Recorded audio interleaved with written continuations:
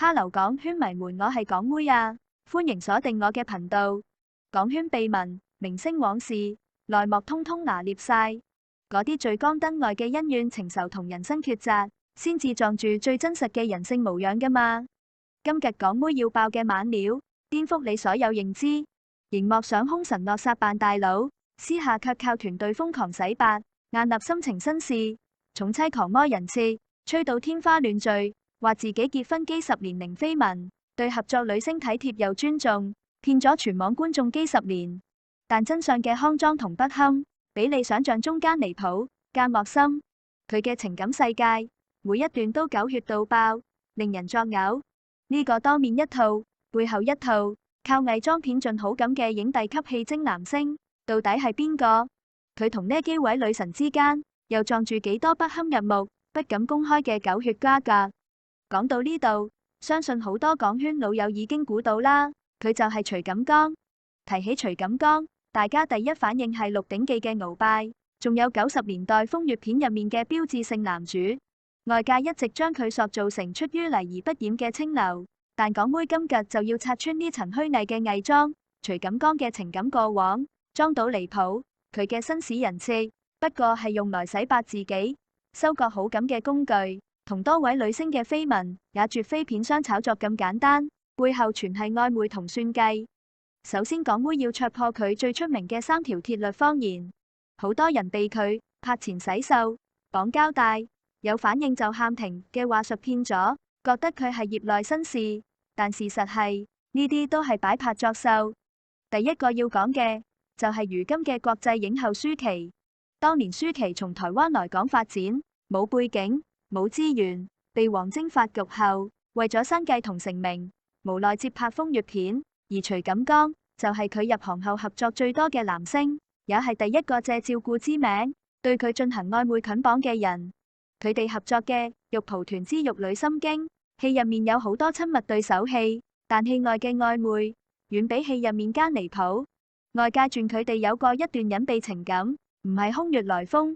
當年有媒體拍到，兩人拍完戲後經常單獨同框，徐錦江多次深夜送舒淇返酒店，甚至有劇組人員爆料，兩人私下互動親密，遠超普通合作搭檔，甚至有過單獨相處到深夜嘅情況。更令人不齒嘅係，當年有媒體拍到徐錦江同舒淇嘅親密照片後，徐錦江團隊第一時間立窩，話係拍戲宣傳需要，甚至暗指舒淇借佢炒作，將所有負面都推俾一個新人。要知道，當年舒淇已經被貼上艷星標籤，受盡非議。徐錦江嘅呢種做法，無疑係雪上加霜，也間接導致舒淇後來被更多人誤解。接下來要講嘅係學生情人李麗珍。李麗珍15歲被星探發掘，清純嘅形象深入人心，係無數港男心中嘅夢中情人。但事業發展到瓶頸期，為咗突破戲路，賺更多錢，李麗珍陷入掙扎。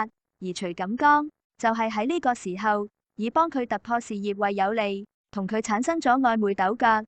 當年有媒體拍到，徐錦江同李麗珍經常一起吃飯、逛街，甚至一起返李麗珍嘅住所。兩人嘅親密舉動根本唔似普通朋友。更有爆料稱，當年李麗珍之所以下定決心接拍風月片，除咗事業瓶頸，同徐錦江嘅勸說，甚至暗示都有關係。徐錦江承諾會幫佢突破事業瓶頸，甚至幫佢轉型，條件係同佢保持曖昧關係。後來李麗珍接受採訪時，雖然直言同徐錦江合作安心，但言語間嘅疏離，藏不住背後嘅糾葛同不滿。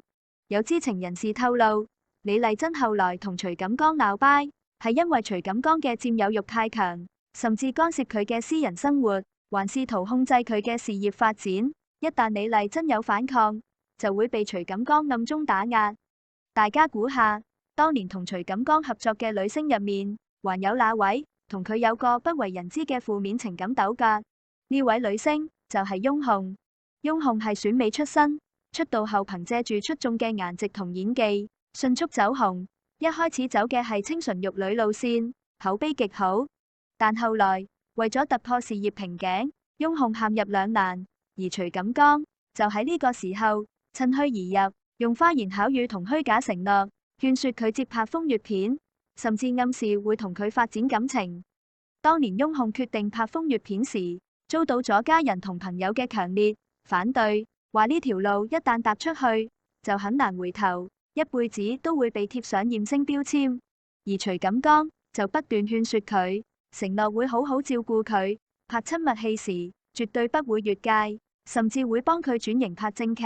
翁虹最終被說動，選擇接拍風月片，而徐錦江就成為咗佢嘅第一位風月片搭檔。但拍完戲之後，徐錦江嘅承諾大多都冇兌現，反而借兩人嘅緋聞炒作自己，提升自己嘅知名度，甚至在私下對翁虹有個不尊重嘅舉動。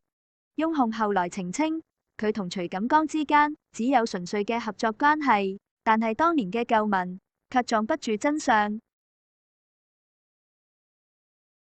有劇組人員爆料，徐錦江拍親密戲時根本冇佢口中嘅小心翼翼，反而經常借機越界，做出一些超出拍戲需要嘅親密動作。翁虹多次提出異議，卻被徐錦江以拍戲需要敬業為由駁回，甚至被暗示不想拍就換人。翁虹為咗完成拍攝，只能忍氣吞聲。後來翁虹成功轉型，擺脫咗艷星標籤，就立刻同徐錦江劃清界限，再也冇同佢合作過，甚至不願提起佢嘅名字。呢種刻意迴避，難道唔係對當年負面過往嘅最好回應？可能有人會問，徐錦江唔係好愛佢老婆殷竹萍嗎？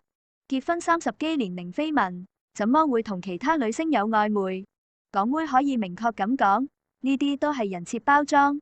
徐錦江同殷竹萍嘅愛情看似浪漫堅定，實質撞着好多不為人知嘅裂痕。而佢嘅零緋聞不過係團隊壓下所有負面嘅結果，背後嘅曖昧同出軌傳聞從來冇停止過。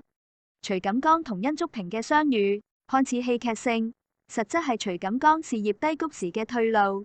1994年，徐錦江喺雲南拍戲，當時佢拍風月片已經受到不少非議，事業開始走下坡路，甚至被貼上風流標籤，口碑大跌。喺昆明機場遇到殷竹萍後，一時衝動提出結婚，與其話係一見鍾情，不如話係佢想找一個普通人，營造浪子回頭嘅人設，為自己轉型鋪路。畢竟娶一個圈外人，更容易打造專一寵妻嘅形象。殷竹萍當時被佢嘅名氣同表白打動，冇過多考慮就答應咗，卻不知道自己不過係佢用來洗白嘅棋子。講到呢度，港妹要同大家講另一位女星，佢同徐錦江嘅負面情感糾葛，雖然冇咁多人知，但同樣令人不齒。佢就係邱淑貞。邱淑貞係港圈公認嘅性感女神，出道後憑借住出眾嘅顏值同演技，迅速走紅。佢也拍過風月片，但佢嘅風月片始終保持住自己嘅底線，唔會過度裸露。而徐錦江就係佢拍風月片時嘅搭檔之一，兩人合作嘅赤裸羔羊係當年嘅票房黑馬。外界對佢哋嘅關係產生咗諸多猜測，有人話佢哋因戲生情，但真相係徐錦江同樣試圖拿捏邱淑貞。當年邱淑貞冇背景，全靠自己打拼，徐錦江就借合作之名對佢百般示好，甚至暗示會幫佢爭取更多資源，試圖同佢發展曖昧關係。好在邱淑貞性格爽朗，立場堅定，始終保持住距離，冇被徐錦江嘅花言巧語欺騙。拍完戲就立刻同佢劃清界限，不卑不亢。除咗舒淇、李麗珍、翁虹、邱淑貞，還有兩位女星同徐錦江有過合作，也被佢借照顧之名進行過曖昧捆綁。佢哋就係葉子楣同陳雅倫。葉子楣當年係港圈嘅波霸女神，拍過好多風月片，同徐錦江合作過《玉蒲團之偷情寶鑑》等作品。戲入面兩人嘅對手戲十分搶眼，外界也傳過佢哋嘅緋聞。但真相係，徐錦江同樣係借合作之名對葉子楣進行曖昧試探，甚至有個越界舉動。葉子楣性格大大咧咧，雖然表面冇翻臉，但私下對佢十分疏離。拍完戲就不再聯繫，後來淡出娛樂圈，嫁給咗醫生，徹底擺脫咗佢嘅糾纏。另一位女星陳雅倫同徐錦江合作過《危情》等作品。當年陳雅倫出道後，一直半紅不紫，為咗突破事業瓶頸，才選擇接拍風月片。而徐錦江就係佢合作嘅第一位男星。徐錦江利用陳雅倫急於走紅嘅心理，以幫佢鋪路為有利，對佢進行曖昧捆綁，甚至要求佢配合自己炒作緋聞，提升兩人嘅知名度。陳雅倫當年內心十分掙扎，卻冇辦法拒絕，只能配合。後來回憶起這段經歷，陳雅倫言語間滿是無奈。雖然冇明說徐錦江嘅不是，但也從未誇讚過佢，反而刻意回避提及這段過往。可見當年嘅糾葛對佢造成咗不少嘅影響。講到呢度，大家係咪對徐錦江有咗全新嘅認知？佢根本唔係外界口中嘅紳士暖男，反而係一個借自己資歷同資源拿捏女星、炒作人設嘅自私之徒。當年嘅港圈風月片盛行，好多男星借拍親密戲嘅名義揩油冒犯女星，潛規則亂象叢生。而徐錦江就係其中最會偽裝嘅一個，佢用紳士人設掩蓋自己嘅自私同曖昧，將多位女星當成自己洗白上位嘅工具，實在令人不齒。好啦，今日嘅港圈秘聞就講到呢度啦。大家對徐錦江同呢6位女星嘅負面情感糾葛有咩睇法？你覺得徐錦江嘅紳士人設係唔係最虛偽嘅偽裝？歡迎喺評論區留言，同港妹一起討論。記得關注港妹嘅頻道，我們下次再見啦。